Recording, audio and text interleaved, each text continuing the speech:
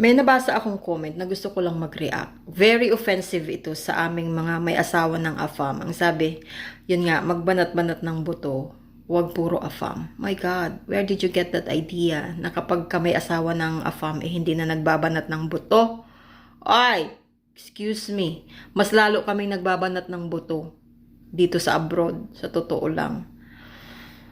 At saka, hindi biro ang mag-asawa ng AFAM. Kailangan mo ng maraming adjustment. You have to adjust sa food, sa culture, sa ugali, sa language, sa weather, sa way of living. Ibang-iba. Yung mga bagay na dating hindi mo alam, mapipilitan kang alamin, mapipilitan kang aralin. Kasi, mapipilitan kang maging independent dito. Wala kang nanay, wala kang kapitbahay na pwede mong lapitan, walang ganun. Mag-isa ka most of the time. Pagbago ka dito sa bansa, kung saan mang bansa ka pupunta. And it doesn't mean, it doesn't mean na pag nag-asawa ka ng AFAM, hindi ka na magbabanat ng buto. My goodness, mas maraming nag-asawa ng AFAM na mas nag-work hard po. Para sabihin ko sa iyo, kung ang mentality mo, mag-asawa ng AFAM para hindi na magtrabaho, mali. Madidisappoint ka. Karamihan na nag-aasawa ng AFAM mas nag-work hard.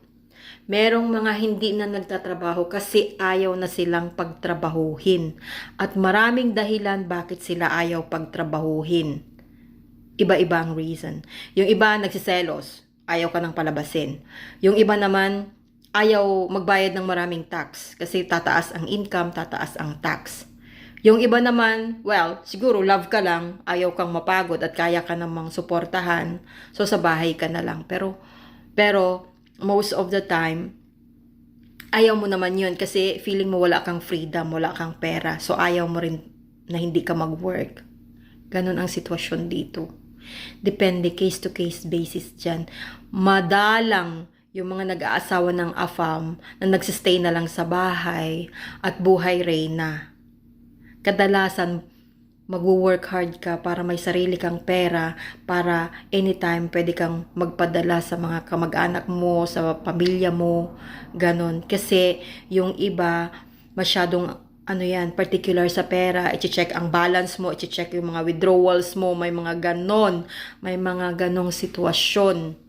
Kaya ang resort mo is to work hard para nang sa ganun may sarili kang pera. So pagbabanat po ng buto yun. Yun lang yung gusto kong isabihin na sa atin kasi ang mentalidad natin pag nag-asawa ng AFAM nag-aasawa ng AFAM kasi ayaw nang magtrabaho. No. Mas lalong nagtatrabaho. Sobrang maraming adjustment kapag ka nag-asawa ka ng AFAM. At talaga namang swertehan. Yung iba siniswerte, yung iba pinagsisisihan. Kaya hindi biro mag-asawa ng AFAM. Kaya medyo careful tayo sa pag-comment tungkol sa mga nag-aasawa ng AFAM kasi very offensive po yun. Lalo na kung hindi ka naman nag-asawa ng AFAM, wala ka namang idea sa buhay ng mga nag-asawa ng AFAM. Marami akong alam dito. Marami. Ako mismo may asawa akong AFAM. At ayokong umaasa sa kanya. Gusto ko yung may freedom ako. Gusto ko yung proud ako na binibili ko yung mga gusto ko ng sa sarili kong pera. Ayokong umaasa. Ayoko yung bawat kailangan ko hihingi ako. Ayoko nang ganun. At saka may sarili akong bank account. Ayoko sa lahat yung i-monitor ako sa paggastos ko. No way. No way. Ayoko yan. Gusto ko may sarili akong pera, may sarili akong bank account. Kasi pera ko, pera ko. Pera mo, pera ko din. Ganon. Ganon yun.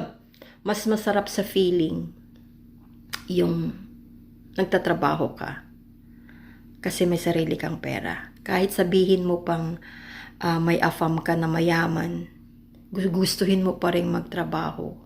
Kasi nakakahiya na lahat iasa mo. Especially sa culture nating mga Pilipino na mahilig tayong tumulong, mahilig tayong magpadala. Minsan may mga AFAM na hindi naiintindihan yun. Bihira yung nakakaintindi. Kaya kung gusto mong makapagpadala, kailangan mong magtrabaho, kailangan mong magbanat ng buto. So, we work harder actually. Alam mo na.